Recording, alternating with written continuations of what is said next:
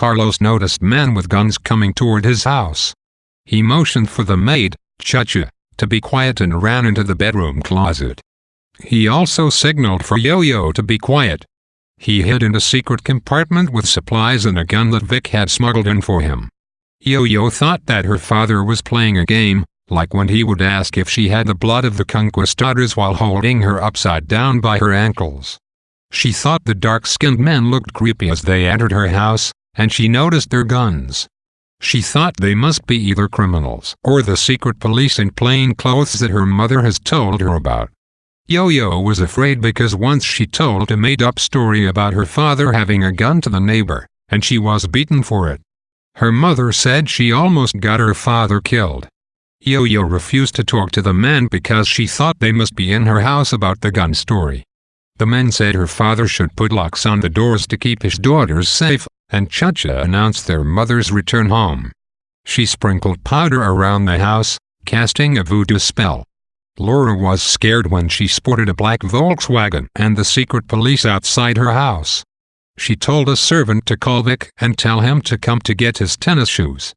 This was a code for trouble with the secret police. Laura tried to intimidate the lower-class officers with snobbery, as she waited for Vic to come and help. Vic worked for the CIA and had promised to get the Garcia family out of the country. One man, Fernando, had already hung himself in jail after being tortured. She stalled the men with beer and snacks, waiting for Vic to arrive. Vic was interrupted while having sex with a young prostitute. He went to Laura's sister's house, where several uncles have been hiding in a bedroom. They explained the situation to Vic as Carla and Sandra noticed that their family members seemed strangely nervous. Carla wondered why Vic never wore tennis shoes when he showed up to pay off the secret police. When Vic arrived at the Garcia's house, he announced that Carlos had received a fellowship at a hospital in the United States. At that moment, Laura realized they would soon leave the island. The secret police officers, Pupo and Checo, had been assigned to report on Dr. Garcia's comings and goings. When Vic arrived, they worried that they had given an influential family a hard time, since Vic confirmed their connections to the embassy. Pupo worried that his supervisor would punish their mistake. Laura told her children to pick out their best clothes and one toy to take on the trip to the U.S. Sandra realized that no toy would be able to fill the emptiness opening up inside her. Carlos had heard the police question his wife and felt relieved when Vic arrived. Sofia did not remember the last day they were on the island because she was the youngest. Her sisters would tell her she almost got her father killed for being mean to the police. Sandra only remembered Chucha, a Haitian maid who practiced voodoo and slept in a coffin. Chucha prayed for the girls and made them cry, just like her wooden statue dripping water. Chucha explained how she had been left to watch the house by herself, since the other servants were dismissed after the family left. She described the decay and disrepair the house would suffer and the haunted feeling the girls would experience in the future. Then she climbed into her coffin to sleep.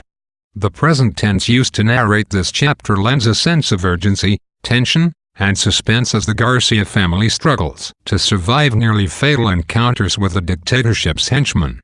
The present tense also gives the sense that this chapter is not merely a collection of memories, but rather an event that continues to occur, even in the current moment. The family's last day on the island ties all the different characters and perspectives together in one point of time that continues to affect all of them in various ways throughout the rest of their lives. We can see in this chapter the roots of all the problems the family has faced in previous chapters. The narrative perspective shifts between each family member, as well as the servants, the police, and Vic. The shifting perspective highlights the fact that the family's last day on the island had such momentous consequences for all of the characters in the book.